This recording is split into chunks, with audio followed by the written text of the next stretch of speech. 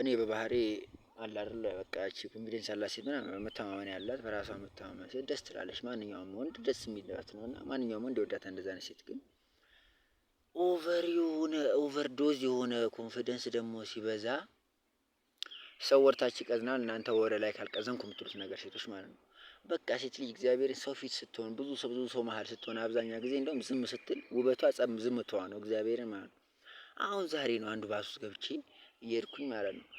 4 ሴቶች ማለት ነው ሙሉ ባሱን በአንድ እግሩ አቆሙት፣ በአንድ እግሩ ማለት ነው። በቃ ምን ልበላችሁ፣ በእርግጥ ጎማ ነው ያለው፣ ግን በቃ የሀገራችን አባባል ነው። እግዚአብሔርን በጣም ነው የሚረብሹት ማለት ነው። እና ሴት ልጅ ዝምታዋ በጣም ያምራልና ዝም የምትሉ ሴቶች ለአንደኛው ዝም በሉ ማለት አይደለም። በመብታችሁ ሲመጣ መናገር ያለባችሁ ሰዓት አለ። አንዳንድ ዝምታ ዋጋ ያስከፍላል። ግን ደግሞ ኦቨር የሆነ ወሬ ምንም የማይጠቅም የሆነ እንደ ፈረስ ታስሮ እንደተለቀቀ ፈረስ እሪ ምን የሚሉት ነው? ያው ምን ይባላል እስኪ ይሁን እንዲህ ነበር ማለት ነው። ሲያስጠሉ። እኔ መሳደብ አልፈልግም፣ ግን ማርያም በጣም ነው በቃ ያስደበሩኝ። እኔ አፈርኩኝ ለነሱ ማለት ነው። እንዲህ አይደረግም። ሰው መሀል ያውላ ሰው ጥቅ ብለን ደግሞ የሚሰክሱት ነገር አንዷ እንዳለች ታውቃላችሁ።